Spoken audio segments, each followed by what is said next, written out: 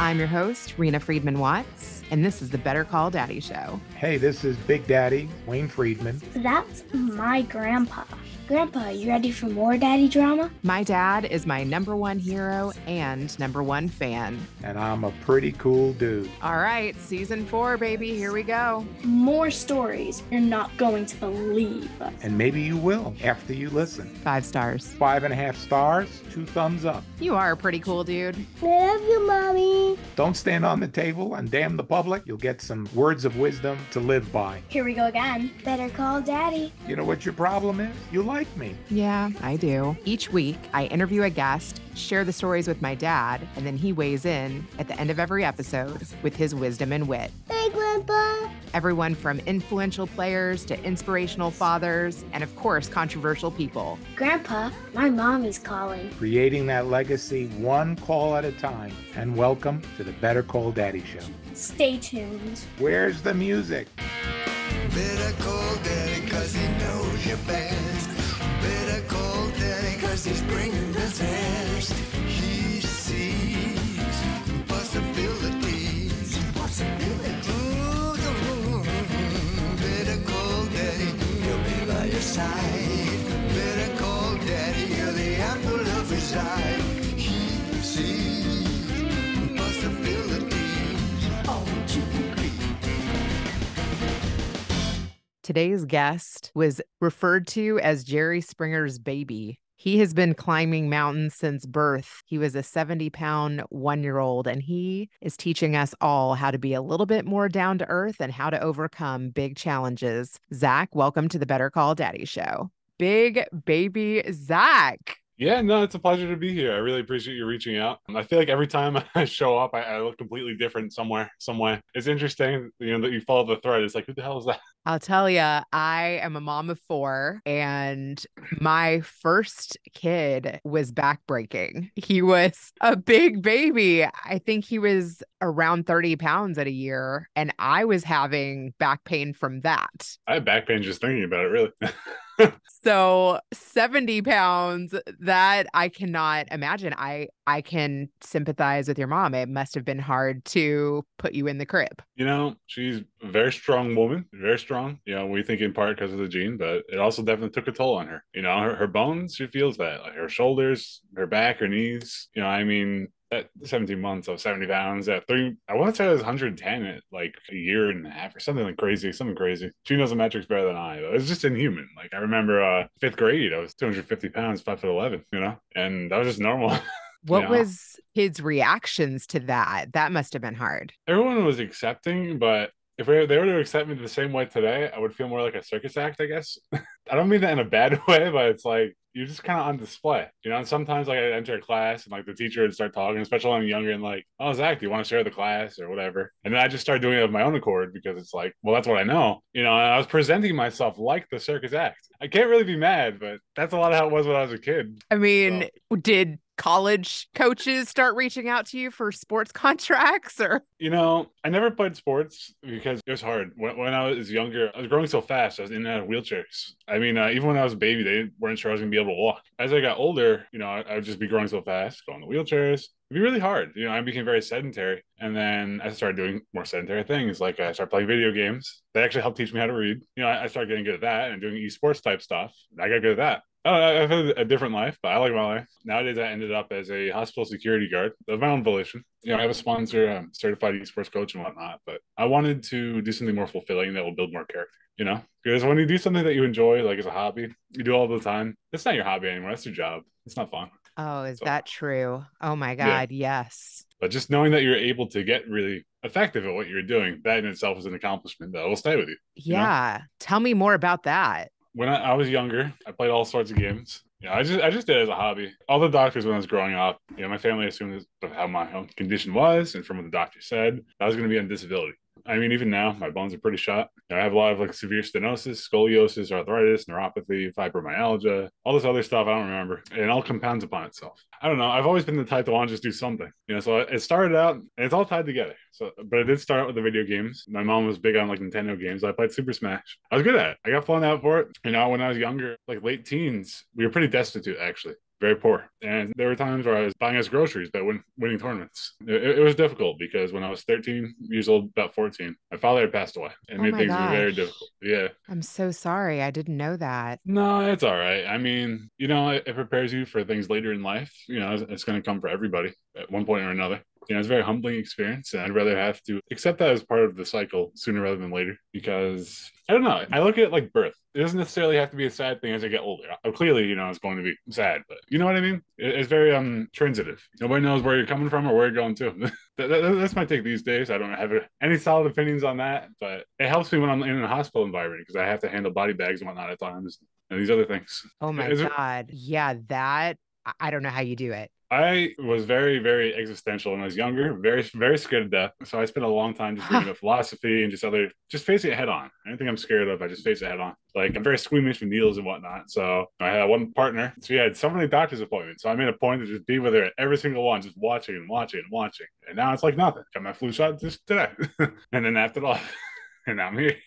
That's great. I like what you said about facing things head on. Can you talk a little bit about that as far as your weight loss journey and your trials and tribulations there? Yeah, it's interesting because through the esports, I had taught myself discipline, overcoming your anxieties, getting involved in community or when you need to just kind of be able to motivate yourself. Just a lot of really valuable core qualities, you know, that will stay with you for life beyond just a video. It becomes more about, you know, I'm realizing you funnel this energy into anything. It does not matter what it is, and you'll see progress as long as you stay steady and consistent. When that comes to the weight loss, for me, when the pandemic hit, that's when everything shut down. And it became extremely, extremely difficult for me because at some point it went from being a hobby and something I was doing at times for an income or whatnot. It was not always an income. It was very poor. It went from that to being an escape for me. And once that escape was taken away is when I just had to sit with myself, like many people in the pandemic. But rather than accept the state of things, I decided to educate myself and start reading and learning just very obsessively about fitness and all these different things I can be doing for myself. Relevant to the story, I do have clinical OCD. So I get obsessed with something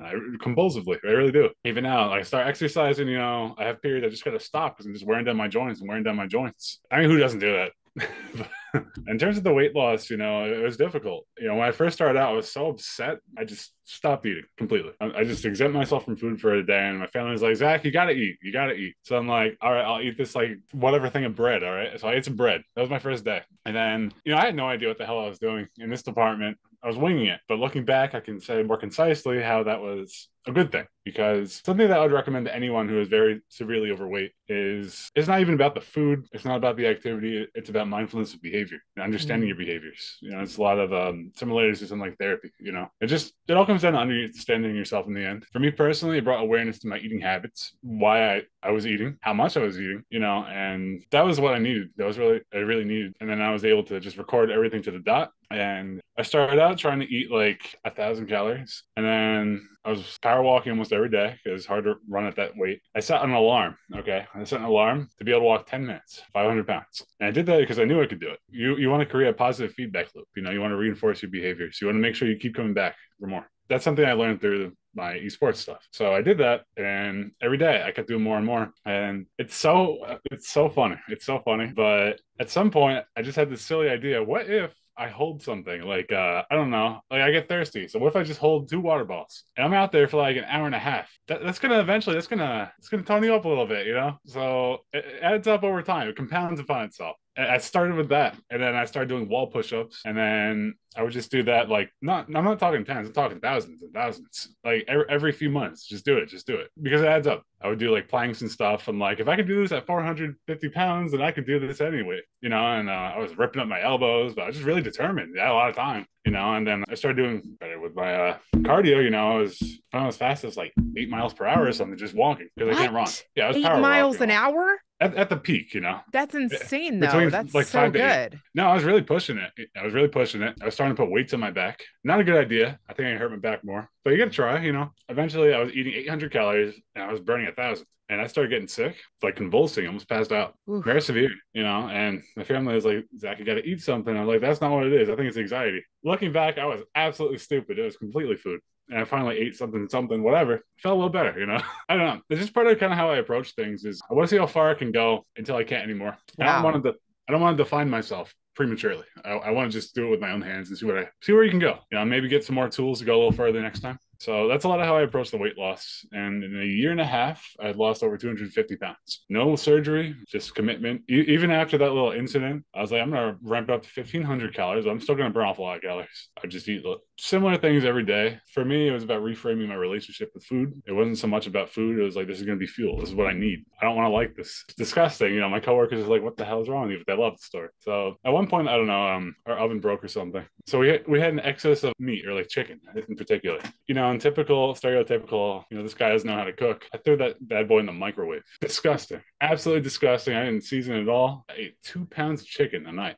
900 something calories. Tasted awful, but that's what I wanted, because I just looked at it as something I had to do, not something I was going to enjoy, not something to just hide my feelings, Mm-hmm. So all these little wacky approaches ended up working in the end. And then over the years, I can understand why they worked. So it's not something I probably would have tried if I had read it, but having lived it through my own experience, I'm like, yeah, wow, this really works. I was so rigid with the rules, it became a problem. And I started getting too thin. I was getting very gaunt. Wow. And it was difficult for me because, I do have a bit of loose skin. Nothing crazy. It bothers me more than anybody that I see. But yeah, it was difficult because all I could see is like, I still got to do more.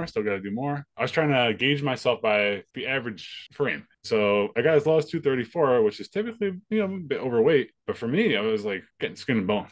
Wow. Because you're how tall? 6'4"? Between 6'4", 6'5". I was round up to 6'5". Yeah. Yeah, no. So it was a lot. It was a lot. And it wasn't until I met a partner at the time, that she's like, you got to really eat something. You're looking sick.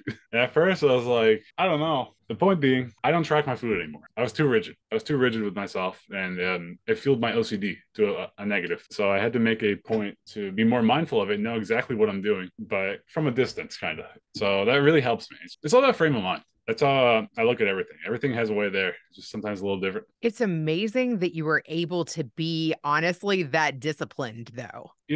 For me, that's all I wanted to do. That's all I wanted to do. Every single day, I was just reading, whatever different techniques, different approaches, different philosophies, anything at all possible with weight loss. I looked hours and hours and hours a day for maybe someone with a shared experience to me. Like, are there any giants out there that have done anything remotely similar? There was nothing. Nothing at all. I was so upset about that. There are other people that were very heavy, maybe even heavier than me, but it was all different. I was mostly done with surgery. And at the time, that upset me because I didn't want to have surgery. I want to be able to eat. I still like eating. Nowadays, sometimes I'll start lifting weights. I'll eat a bit more even, I don't have a perfect body, but it's the most secure I felt. That being said, I don't know. I think I've always just kind of been like that. I could say you could try this or that, but I think for some people, they're just more innately driven in that regard. I have my shortcomings in other areas, don't get me wrong. But when I get focused on something, it's just like I can't get off that path. It's just really, really difficult for me to do anything but that one thing. I get absolutely obsessed. If you weren't controlling what you ate, what would a cheat day look like for you? What's your favorite food? I would say there were 0 cheat days. Only towards like close to a year end, I started eating at holidays with family or once in a blue moon takeout. But as a whole, there were no real planned cheat days at all. So it became more of a social thing. But other than that, no cheat days. You have no idea how many people I've sat with. I'm not eating your food. I'm sorry. I just kept putting my foot down, and I felt like an asshole. Maybe I was an asshole, but I was very committed to what I was doing because I knew that if I wasn't firm with myself, I was going to rationalize poor behavior. Well, lo and behold, sometimes now I rationalize poor behavior with my food. No, it's not that bad, but yeah, it definitely holds true though. Some people you can't really give yourself any wiggle room. But eating with family is challenging. I can definitely relate to that. I myself have had my own struggles with food, and I have a kid now that was the 1-year-old I was talking about who was chubby, and he also got very into fitness, and he weighs probably now what he weighed in 5th grade, and he's in 10th grade. So that's awesome. I understand somewhat. Yeah, honestly, for me, it was a goal to weigh less than I weighed in 5th grade, because I weighed 250 pounds there. So I did it, but I certainly shouldn't have been, I should have done it better. Yeah, it was a big journey. In time, I think I'm going to just write a book detailing where I went wrong, my process about it, how different experiences kind of shape my approach, because no matter how much I talk about it, I feel like there's always something more, always something I'm missing, or just things I just want to go deeper into, because I don't know, it's such a transformative experience for me in a way. It wasn't even just about fitness at that point. It was about living authentically. because a lot of that was, there was a lot of it was just being scared, it's scared to make all these changes, especially when you have like X, Y, or Z challenges with your body, your situation, your finances, whatever. And that's everybody though. I'm nothing special with that. And I would say that if you ever just look around at someone and you admire someone for something that they do, there's probably a reason, just be who you admire, I just kind of listen to your inner voice, and just that's a lot of what it was about for me. So I used to be more like this actually when I was in my late teens. And then one day I just started bleeding profusely out of my navel area. I went to the doctor and they didn't really know what it was. Like, say, 19 years old. I had already lost like probably 100 pounds at the time. I don't know. Every time I would bend over, it would irritate and it would pool in my stomach, and it would just start leaking out. It was a lot. I had no idea what was going on, but it really scared me. So I stopped being active. I stopped bending over. I stopped doing this and that, and it really just curtailed a lot of my efforts and just my discipline towards whatever I was doing. I used to clean the house immaculately. I was a very, very busy guy. After that, for a long time, I just was very sedentary, even more than when I was a teenager growing with my growing pains. Eventually, I went to another doctor, and they said it was a piece of tissue caught in the opening of the belly button. Very, very specific. But I got a surgery for it. It was all better. It was just this little thing, because it was like, this is scary. You're bleeding from your stomach. What do you don't want to bleed.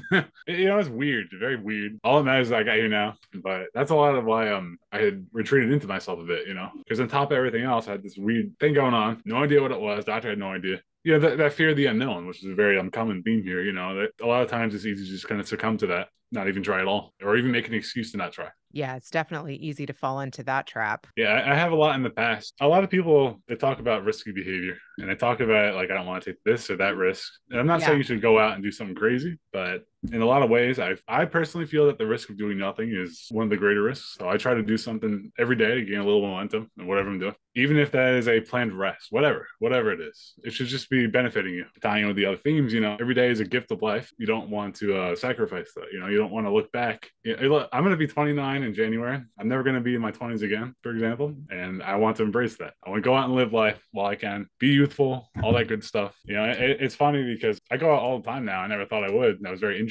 Now I'm just always looking for something to do. I love talking to people. I mean, that's part of the reason I'm even up now. I'm going to do something later. You look great. No, I appreciate it. I do. It's not always perfect. I got some jiggle to me, but I mean, who doesn't? I do. It makes you human. 100%. Talking about risks, I mean, I did see that you got to meet Jerry Springer 20 years later. I want to hear about that. That is so awesome. You were a happy ending. They put out an ad on Facebook of all places looking for Big Baby Zach. And I don't know, people started telling me about it. I decided, you know what? I want to go back. And I know the nature of the show had changed, which is what was interesting. When I first went on there, it was very like, low-key talk show. It's like what you just kind of see anywhere, had an identity of its own. It's like, he was just a stand-up guy, Over the years, I don't know how he got from point A to Z. Got a lot more wild, I got to talk with some of the guests while I was there. Very interesting. Because we're all lined up together. Yep. I went back because I wanted to thank him, though, because he found me my geneticist. I don't like to just take things lightly. I'm very much, I honor these things. So my goal, I didn't really care about anything. I just want to go there, shake his hand, give him a hug, say thank you. And that's exactly what I did. He almost seemed kind of melancholy, I would say. Like happy but melancholy. I think maybe because he saw that I was struggling with my weight. And then, he saw my mom. My mom was just crying because, she saw these videos, especially my father, videos we hadn't even seen, just for like backstage footage. And it was a very beautiful moment. You saw some of it in the show, but not all of it. Overall, it was a very happy, positive experience. Very great guy. He gave us like a care thing, all that stuff. It was really great to see him. I barely even knew the guy, but he treated me better than some family even did. He's a good guy. Like after the first show, he sent me gifts for like months and months after the fact. He's just very sweet. That is so sweet. I'm curious, like, do you remember like what hotel you stayed at, or did you go to House of Blues or eat at the diner or any of that stuff? I didn't do any of that. At the time, that's when I was a homebody. I just remember getting picked up by some sort of a driver with my limo. Family. Yeah, maybe. I don't remember. It might have been a limo, and then we're just riding off from like New York to Connecticut, and then we get to this hotel. It's pretty nice. They like order anything you want. They want us to stay inside, I think, maybe. Yeah. I don't know. We ordered a bunch of food at the time. I was eating like a monster. It was a big bill. I feel bad. I was probably like $200. I'm not even kidding. Well, there's a few. Still, you know, and then I get on the show and like, you know, you're talking to these people who have some very alternative problems. You know, it's interesting to hear their perspectives. You know, a lot of them are very like even keel, but just talking about their different experiences. You know, I'm just sitting there watching the rest of the show unfold. I spend like I spend the first half of the day just getting ready. They're trying to find me clothing locally that'll fit me. You're like, no, you need to go find this size, you know. I was wearing between a 4 and 6X at the time. So they're going to all these different stores and had someone else do my makeup and set me up with all the stuff. And I distinctly remember that I was following up this couple, you know, they were on the show for being incest at the time. Yeah, my mom said she had talked to them about that. They seemed very down to earth. They liked each other. It was different. I remember that distinctly. I'm like, I don't know how this contrast is going to work, but I'm here. So we're going to make it work. You're like, I'm here for it. Yeah. I'm here for it. I'm an easygoing guy, you know, and then like it was a surreal experience, you know, and then after the fact, you know, you just see everybody just going to get their jerry beads and shit. That was my first time, by the way, seeing any experience like that. It was the first time I could say, oh yeah, no, it was Jerry Springer.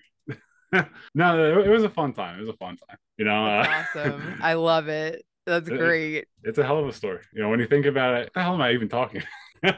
Talk about some of the other media opportunities that have come from this. I ended up on Oprah. I ended up on Maury. I was on international news. Like, I know Japan was really interested in me, Germany, I believe. Now, I'm probably in a lot of things that I'll never see in my lifetime. There's just a lot of talk shows. My mom remembers on Talk Soup, they were making fun of me, I think. So this big baby is just like destroying the city. Got to go to the MTV Music Awards. You know, this is a story that I tell everybody. My mom passed out. We didn't have a room at the time, so they had given us a room that wasn't in use at the time for a different celebrity. Very small. I'm not going to say who it was for because I don't want to open that up. But so we're in this hotel room, and then everybody's getting ready or whatever for the MTV Music Awards, and I keep wandering out of the room. I was at this toddler going to Metallica's room. The drummer Lars, he was super cool with it. You know, he understood. He was just all around a good vibe, good guy. And then the singer James Hetfield, he was getting pissed. He's like, "What the fuck is this baby going in here?" Something to that effect. I don't know. Apparently, you know, like after the show, him and my father very like just like staring each other down like the bar, angry because they're both similarly just kind of like hothead kind of guys. Nothing came of it, you know. But I just think it's a hilarious story that I pissed off a little bit of Metallica. You know, just being a stupid baby.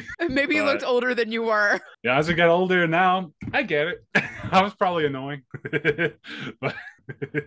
And that same night, I think it's sad because, you know, we had gotten a few pictures at the time. Our house had gotten a lot of damage, a lot of water damage, so we had lost them. Like, I think there's this picture with Steven Tyler and Coolio holding me. They're super cool with my family, super cool, just talking like normal, you know. And then my mom said she met Tupac that night. It was the night before he died, I think it was that night or the night that he died. Very, very nice person, you know, especially with everything going on you're hearing. But no, I heard he's a very stand-up person, very great guy. I hear all these different stories, but I like hearing them not because of the fact that these are celebrities, the fact that they're people, you know, and it gives me the perspective that I can just talk to anyone the same. And especially like right now, the environment that I'm in, you know, I'm talking about doctors, the homeless, the spectrum of wealth classes, whatever you want to call it. It's important to really see everybody the same. And that includes celebrities. And I think that's why a lot of celebrities are lacking, you know, because they're kind of not them themselves, but a lot of people, they don't perceive them the same way. You know, they don't have that same humanity given to them. And I think that's important no matter who you are. I love that message, and I absolutely agree. And I have to tell you, Jerry Springer was my first job out of college. And when I got that job, I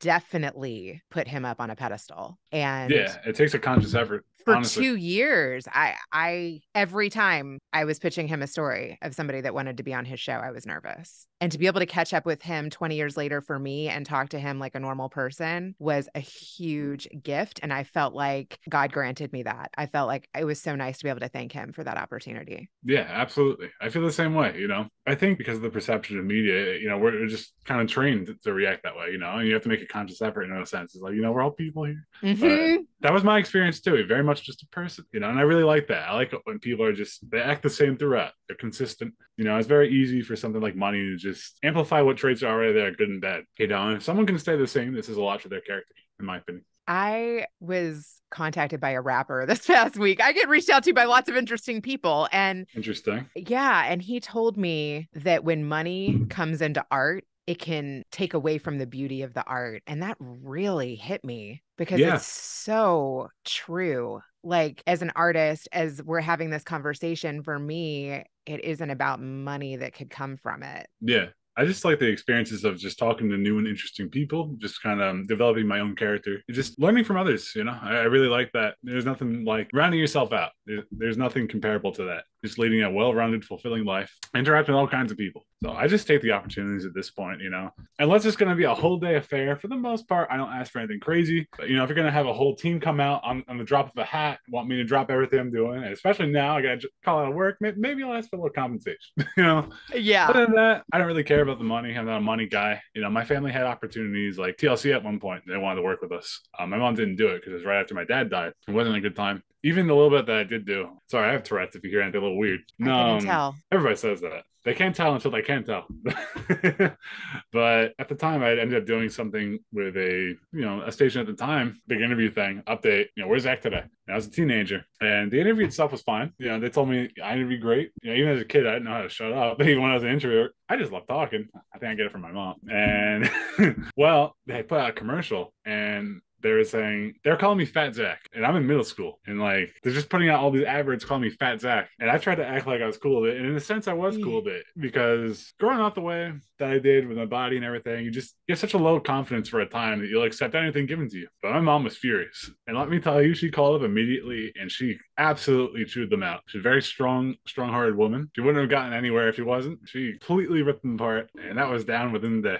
2 points for mommy. Well, that's the reason why she even went to the media, though, because she had to, not because she wanted to. My father made just a hair over what was required for insurance. So we didn't have insurance to get me all the proper testing. So a friend of hers said, hey, why don't you go to the paper? And at first, I don't think they were interested. And she just kept pushing and pushing and pushing, which I think is where I kind of get it from, And then eventually someone came and they're like, holy shit, this baby's giant, and that just kind of started everything. And then that came with some good and bad, because she said people were just swarmed outside the house, all these different trucks. Couldn't even get outside your house. People were saying, please, if I don't get the story, I'm gonna lose my job, all this other stuff. It was a very hectic, very stressful, very manipulative environment. You say one thing a little off, they're gonna chop it up and use it against you. They're cutthroat. My mom learned how to swim quick. She learned how to swim quick, and she did it real good with my father, especially too. They both really cared about me, and no, I mean, it paid off, then Jerry helped me out. Nobody else had done that for me. I remember I won this one talk show. I don't like to name names. I'm sure people can put two and two together when I tell these stories. I won this one talk show, and there's 3 other babies there that were big babies. They set up this big fucking buffet, garbage ass food in the back room. And then my mom said that I'm just holding on to her side, scared, what the hell's going on here? While these kids with an eating disorder are just going off eating. It was trying to frame me, and I ate very healthy when I was growing up. I ate all my veggies, my proteins, all that good stuff. Got all the calcium. So my mom said, we're not coming on the show unless you fix the presentation. She also said, we're going to go last. We're not going to go first and proceed all of this, because we want to give a different perspective. We want to lead on that. So that's what we did. Yeah, my mom was very something that she taught me recently, because I did an update recently, probably how you'd seen me. She said, Zach, don't let these people manipulate you. Don't let them control you. This is not their story. This is your story. This is your story. And if anyone says that you are taking their whatever, you are taking time out of your day so they can have something to go to their boss with a story. And that really stuck with me. That it can be easy to forget, because they're writing this all up or whatever. But 90% that's coming out of your mouth. Oh my God, I just got chills. I love your mother. No, she is great. Smart as a whip. Yeah, no, I talked with her all the time. Very much open to experience and open to learning what my elders have to say. It's definitely made me well-rounded, giving me an education outside of an education, for sure. I'm very grateful for my family and my mom. Everybody's very close-knit. Like any family, sometimes it takes some work, but that's the difference. I don't like to sugarcoat it. We had our working. That's what's going to create longevity. You need to be able to work together. And right now we're all as a unit. Things are tough right now. It helps us stay afloat. But I like it though. With my younger brother, someone I care about very deeply. He's my best friend. Aww. I have a lot of friends, but I only got one younger. I have an older brother too. Great. We all share nerdy interests. Very close. But he's a bit older. You know what I mean? So I didn't have that chance to grow up doing the same thing. My sister, older sister, same thing. Love her. We were best friends. We're still best friends. I mean, I'm best friends with all my family. She had me watching a bunch of nerdy stuff like anime, which is popular now, all this nerdy stuff, and I'm it's crazy how things change. My younger sister, she's kind of social like me.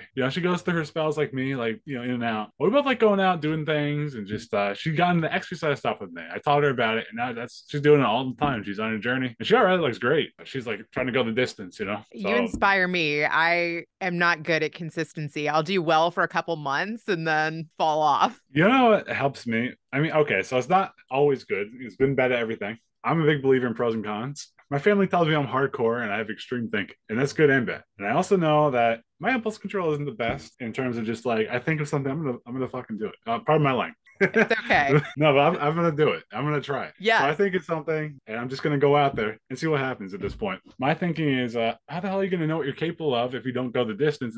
You know, you have to fail. You do not find yourself in successes. You find yourself in your failures, you know, and then you build many more successes from that. It's like a tree branch, you know, it's just extending all around you. I'm a big believer in that. You know, you should set limits that you don't think you can hit. You know, just really find yourself in that and then work around your new perceived limits until you can bolster those and whatnot. So that's my approach. And I have a no excuses mindset. You can either have success or you can have rest or you can have comfort, whatever. But it is important to rest. That's something I've learned because I am very much, I'm always pushing myself probably too much. I'm always doing too much. Consistently in a state of burned out. I had obscene amounts of caffeine, obscene amounts. I'm talking like probably dangerous.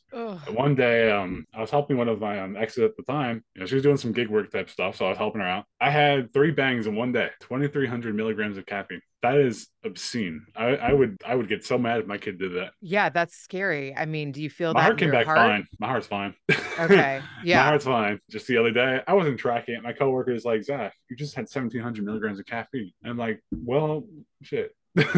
I just did it casually. I had no idea because sometimes with my back, I'm in so much pain. Like I would say anywhere from like 6 to 9 out of 10 pain, depending. Like very severe pain in my back. Oh. It's difficult, you know. Even like yesterday into today, I got like 2 solid hours straight of sleep. And it's like very in and out, which is why I was like, you know what? This comes in line with, you know, I sent you all these messages. I'm like, I don't know. But I was like, I'm making excuses. I need to value the time here. Just because I had a hard time. It's my first mandated double at this job. You know, I've done doubles every week, but it's the first one where something happened. I don't even know what happened to them yet. I hope they're okay. I don't even care about the double. I haven't heard from them. You know, and they're very, very sweet. So I ended up going 4 p.m. to 8 in the morning. And then I slept for like 8:30, 12:30, and I scrambled. But I sometimes push myself a bit too much for sure. Like I said, I put weights on my back. I put up to 80 pounds. It's interesting because I believe the doctor said, my mom said that the doctors had told her that I'm going to be stronger than the average person just by default because my body's always growing, whatnot. It's kind of offset by my bone. So I can carry the weight, no problem. I can probably carry a lot of weight. But my bones, you know, they don't agree with that. And I think I ended up probably making my back a little bit worse. Nothing confirmed, but just like through my own experience. I'm like, you know, I probably shouldn't have done that. Or my thinking definitely does backfire. Because I was like going uphill with this weighted backpack on. I was like, if I can't run, I'm going to do the closest thing to it. And part of me wants to try running it anyway. I don't know. We'll see. That might be another chapter. Yeah, no, I'm just always about doing what you can do. You have to exercise a little more caution. It's tough. It's a balancing act that I'm not good at. I'm not good at balance. I'm not either. Like I segment my life. You know what I mean? Yeah. Like I told people earlier in my life, I was an esports guy. Then I was a fitness guy. And now I'm just, I don't know, maybe I'm a travel guy. I don't know what I'm doing. I have the sponsor. I might go down to this major event sometime soon, either in Alabama or New York City, depending. Try my best to do everything, but it's difficult. Like, I don't want to go there and be like, hey, right now, I'm not going to be able to value what you're putting into this at all. I don't know. It's difficult. You try your best. You do your best. At the end of the day, you don't take your money with you when you go. So I want to have my experiences. I want to do my best to give other people experiences. It's interesting, actually, I think, talking about that, because when I was in the esports community a bit more, they're all very kind to me. They all gave me so much. I remember every single one of them. Slowly but surely, I'm going to give back to them all. They don't know that yet, but I'm going to. Tell me about that. Kind of sparked this luster more in life was fostering the youth at these events. We have people that are as old as in their 50s and as young as like single digits. It's truly a family-friendly environment. There's going to be some bad apples in it. Definitely supervise your kid. And I'm not talking about just esports. Anywhere where there's a cohabitation of age ranges, supervise your kids. You know, and that's not specific to anything. That's just the nature of the environment. You want to practice safety first. But that being said, you know, a lot of these children, you know, or teenagers, especially teenagers, 13, 15, you know, they would be talking to me and they'd be asking for advice. And then they end up just talking about life. You know, I just give them through my own shared experience. And it would really make their day, give them a sense of community. They would start integrating with the other younger children. They'd start feeling a sense of accomplishment as they get better. They'd start kicking my ass even, you know. There's no restrictions. Anybody can be anybody here. It was very fulfilling. You know, I really liked seeing people kind of come into their own. It's kind of like what I had done. I feel like that kind of sparked my fulfillment to want to do more. I liked helping people. I was really pushing myself at the time to get stronger. What if I just apply some sort of security position? And then this has been going great. Within the process, you know, I got in touch with the mental ward here. I might try doing that in time. From there, maybe try being a social worker. I don't know. Like, there's so many different paths. You know, I used to just see everything as like this big obstacle. Now I just see it as opportunity. You know what I mean? I love your heart. That's so great. there's nothing more fulfilling, I feel like, I used to be obsessed almost, I feel like, with getting back into the spotlight just as my own person. Like, I don't want to be bigger than Zach. I just want to be Zach, or I just want to be this or that. At the time, that was partly what fueled my esports stuff, I think. It's nice because I did leave my mark there in a sense. I still am in a way, depending on my time. Okay, this is crazy, but sometimes I get so caught up in my own ramblings. I'm like, where the hell was I? Well, I love what you just said, that you just want to be Zach. I can relate to just wanting to be Rena. I can relate to that because I feel like when most people talk to me, the first thing they want to know about is Springer. I mean, that was my first job out of college, and I didn't even realize how cool that was at the time. No, that's really cool. That's really cool. And it's not even cool because of the people. It's cool because of the experience and what that unique environment can teach you, I would say.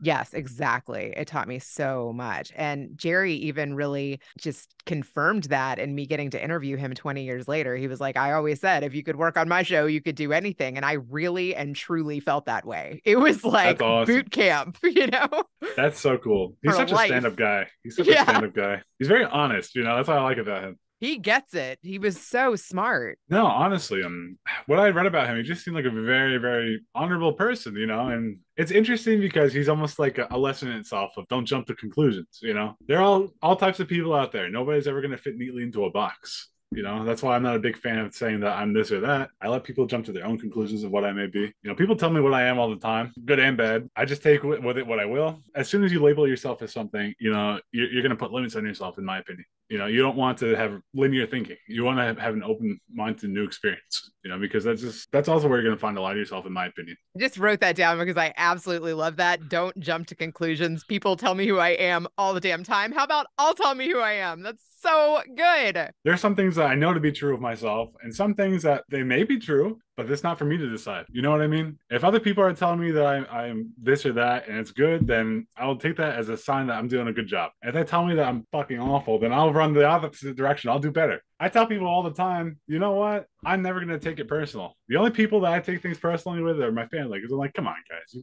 you should know me a little bit now. It's all in good fun. I know I get ornery. I'm always like, every minute I'm trying to do something, So I'm like, I got to go from here to here to here to here to here. And they laugh at me.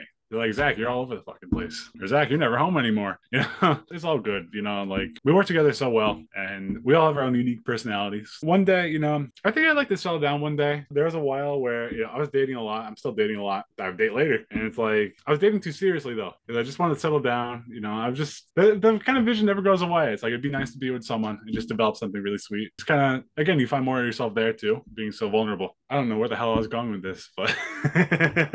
So if anybody in my audience is looking for a really sweet guy.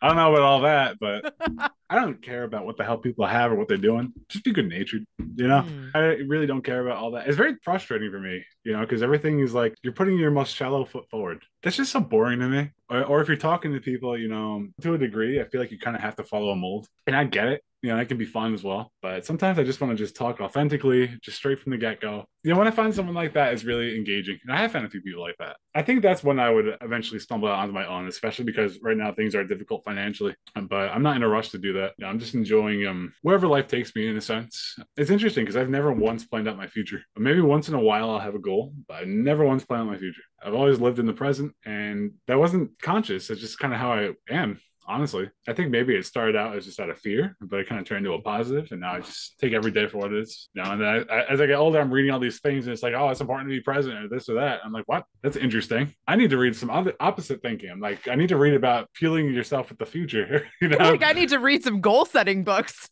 Yeah, but I just set my one goal and I do that.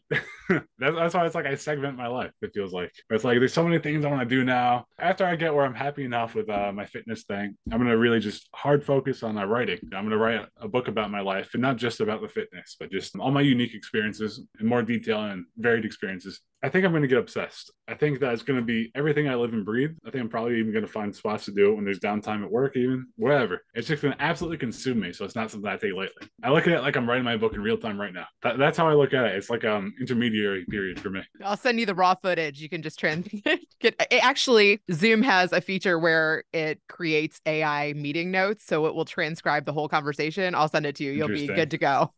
You know what's interesting is I hate reading or watching anything that I've ever put out in any capacity. I hate it. And the reason being is because, especially if I write something, I just do it so like authentically. It's almost embarrassing for me. It's like looking under my cover, and everybody else can see under it too. Even text sometimes, like I'll take time just writing like a nice text, and it's like, I don't want to read this back.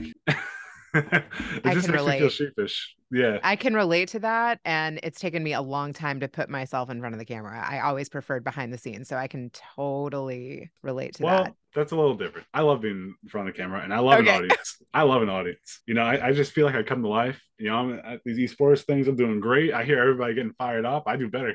I leave my headset off on purpose because I just want to hear everybody go crazy. It really empowers me. In my head, I'm just like, you can always do better. I'm like, oh, if they're excited now, just wait till I do this or whatever. It's just very much a forward-thinking mindset. Like a ladder, you're always climbing with no end. I love That's how I like to that. look at it. Can I And ask you one thing that's kind of personal? And you you can can say ask me no. anything. You can ask me anything. Is there anything that you think about in regards to like your parents? Are there like, I don't know, quotes that they say or tenets they've given you to live by? Have you thought about legacy, where you come from, that type of thing? I would say there are countless, very much so. Absolutely. It's difficult. Like if I were to start my father, it's unfortunate because I didn't get to have as much time as I would have liked. We were growing closer in our own ways at that time. But I'm just glad to have had that bridge starting to connect like that at all. He was a big proprietor of saying, take pride in yourself. Every single day, he would just say, take pride in yourself. Didn't matter what it was, just very much so, take pride in yourself. He was a quiet man at times,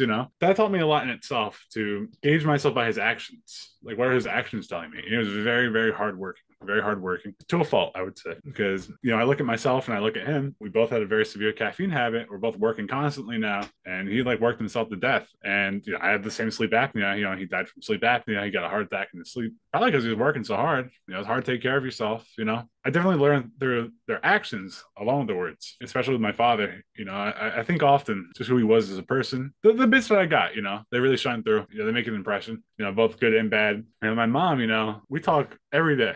Every single day. She's told me countless things. And I'm at a point where I tell her things that stick with her, which is really nice. It just feels like it's come full circle where we just kind of enrich each other. She's told me countless things. It could be anything from general life advice to very specific. It's hard to even pinpoint down just one, like I talk to her about anything. A big thing that she always says that you can always talk to me about anything. Even if I disagree with you, I would rather know. And that was a big one for me, just having open dialogue about anything. I can truly talk to my family about anything. It could be TMI, it can be violent, it could be anything. It doesn't matter. We just got an open dialogue and it's nice. My parents are very down to earth. I took a few pages from that. Very much, I appreciate nature. I just like people. I don't take things. Okay, well, that's why I take myself seriously, but I don't take everything else seriously. I'm recently realizing, I gotta lighten up sometimes. I'm always just so focused on something, and when I lighten up, I'm a whack job. My friends call me an endearing weirdo. I That's don't know. cute. I'm certainly distinct. No, my family's always instilled good values. Just the very typical treat people the way you want to be treated, and all that other good stuff. And she always used to. This is really funny. She used to tell me all the time as a kid growing up this quote from Spider-Man of all places. She said, Zach, and she would say it's because of Spider-Man, because as a kid I watched it. With great power comes great responsibility. And she would tell me that all the time because I was stronger than people around me. I took that to heart. I never got into a fight. People challenge me all the time. They challenge me all the time in fights. They're like, I want to take down this big guy, whatever. I would always just avoid them. I'd just stay mute, especially, I was going through a lot. Or at one point, I just walked through someone. Like they're just trying to block the bus, so I just walked over them, ignored them, because I'm just really trying to minimize it, because it has to make sense to it. It just doesn't make sense to just fight for no reason, like, come on. I didn't piss you off, I didn't do anything. But that being said, when I was younger, I definitely asked my parents to teach me how to fight to the best of their ability. I used to wrestle with my father a lot. That's cute. And it is, and he used to be an athlete. He was all that stuff. He almost played for the Red Sox. He was very, very much into that. That's when I started getting into lifting weights and whatnot. It was a good time, I wish I could have as I gotten older. I'll take what I can get. Yeah, no, generally, they just told me to be mindful of that. I love that. Oh my God. It actually reminded me of this story. There was a kid who decided to pull out the chair from my son that I was telling you was a bigger kid. Yeah. And, this kid was probably almost half his weight. So he regretted that decision. You know, if you pull out the chair from somebody who's double your weight and then they get up upset about it, you know, you're going to hit the ground hard. There was one time when I was like, I don't know, probably in like elementary school. This kid was picking on me, and then I don't know, I just grabbed him and I just went like this to him, you know? I don't know, I was a kid, you see cartoons, whatever. And he said that I choked him to the principal. And I certainly didn't choke him. I probably knocked the wind out of him. I didn't realize what I was doing. And I felt so bad about it after the fact. And then, you know, I get home and then you know, they got me a cake. They said, for standing up for yourself. It was probably something to the effect of, don't make it a habit, but you should stand up for yourself. And that's definitely stuck with me. And I certainly didn't take that in any bad capacity. If anything, I still think on that. You know, you want to make sure you have self-respect. You know, it can be easy when you're different to sell yourself short. I used to for a long time. You know, it's only in recent years that I've really just, you know, you don't have anything to hide, you know? I mean, you can respect yourself in full, you know, being yourself. I think it all leads together, you know? It very much so culminates in who I am today. I love who you are today. Just Zach. I appreciate that. Thank you so much for doing the show. Is there anything that you would like to ask my dad? It can be anything. It can be fun. It can be serious. And he'll give you an answer after. And he's kind of a wacky guy too. Interesting. I didn't even think about this. You know, I saw the premise. I'm like, oh man, I forgot about this part. That's okay. Or he can just reflect on your story. He does that too. How about this? Reflect first, and then I'll ask a question. Give me some time to grease the wheels a little bit. Okay. He'll do a special reaction. Special reaction. I feel very honored. Thank you so much. And let people know, you know, how they can connect with you, support you, all that. Yeah. A lot of people reach out to me on Facebook as Zachary Lawrence Strenkert. My name's all over, so I got nothing to hide. If you're reaching out to me on Twitter, it's Giant Opana. It used to be my esports Twitter. Now it's just kind of whatever. Yeah, I put a bunch of my media stuff there at the time because I didn't know what direction things are going in. I have an Instagram somewhere. You'll find it through my Facebook. But basically, Zach Strenkert, Facebook, Opana, and the esports thing. And I'm pretty easy to find. I don't hide any secrets. Thank you. You've heard from my mom. Now, let's switch it over to Grandpa. All right. I connected with another Jerry Springer guest. Isn't it something how this guy's Big Zach, and the first thing that came to my mind was Big Bad John. You know, the way the song goes, how he saves everybody in the mind, you know, where he holds it up till everyone escapes. Well, this guy's a big fella and is, you know, born with all kinds of problems with his back and everything, and this growth thing. I think Andre the Giant had the same type of where he just couldn't stop growing and everything kept getting bigger, and unfortunately lived a very short life. That's that big wrestler. You know, he was always a good guy in the beginning, and then towards the end of his career, they made him to be a bad guy. He really hated that at the end of his career, that he was the bad guy, and where they would let Hulk Hogan pick him up and win back the championship. I played a part in a play once as the bad guy. I just couldn't stand it. So sometimes, even if it's just an act, being the bad guy hurts your inner soul, and you want to be who you are at all times. And Big Zach says the same thing. He says that some people, even if they have a lot of money or they have a big position or they're up there with fame, whether it's a television show, as you even remarked about Jerry, how he's really very down to earth. Some of the way the show went at the end was really against the grain. It wasn't really him at the end. He wouldn't have chosen to go the show to get that extreme. But sometimes the extremities of shows is what sells and puts your ratings up there. So you'd be surprised how we compromise our values in life, where we're really good guys and we got to play the parts of bad guys or have complete chaos, when that's not what we're really all about. I really appreciate this interview of where it's hard to compromise being yourself. And those that are real and are themselves are able to contribute, I think, a lot more in life, and where you feel better about yourself if you do that. And he's reaching out, trying to help people that have weight issues or problems. He's there to try to see if he can be an example of how to try to beat this problem. And it isn't easy, as you know. Losing weight and staying in shape is really mandatory if you want to be able to have a healthy life. Is worth fame, money, trips around the world. If you're not feeling good, the rest of it is hard to bear. I just told you a couple days ago that I've fallen off the workout wagon again, and that consistency piece is really challenging. Right. But as you get older, as I just found out myself, is that you can't overdo it either. So you do have to have a program where you pace yourself. My left elbow and left shoulder still hurt. I tried not to take any Tylenol today just to see where I'm at. But to go to bed tonight, I'll be on the Tylenol, and hopefully a little swimming in Florida tomorrow, and over the next few days, we'll hopefully, and to get out of the cold weather here that we're starting to get, hopefully will give me a chance to further recover. I don't think he asked me a question. He pretty much wanted to be able to tell a story, and it's really quite ironic how he reunited with Jerry again himself. Also has that perspective of really what a fine man Jerry Springer was. I love that he and I both got a 20-year reunion. Isn't that something? And he reacted very similar to you, where he felt like with whatever money or fame he had, that he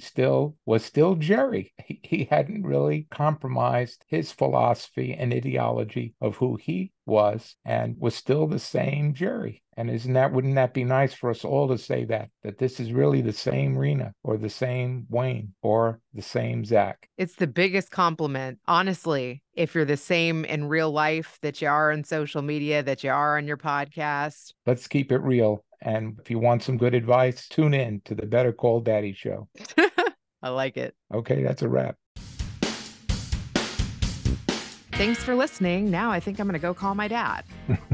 I'll say goodbye and see you the next time. Thanks for listening to the Better Call Daddy show. Join us weekly for new episodes and more daddy wisdom. Better Call Daddy is good advice always. Don't forget to like, subscribe, and share. You can also find special episodes on my YouTube channel, and you can listen on Apple Podcasts, Google Play, Spotify, Amazon Music, Alexa, or your preferred podcatcher. That's a wrap for now.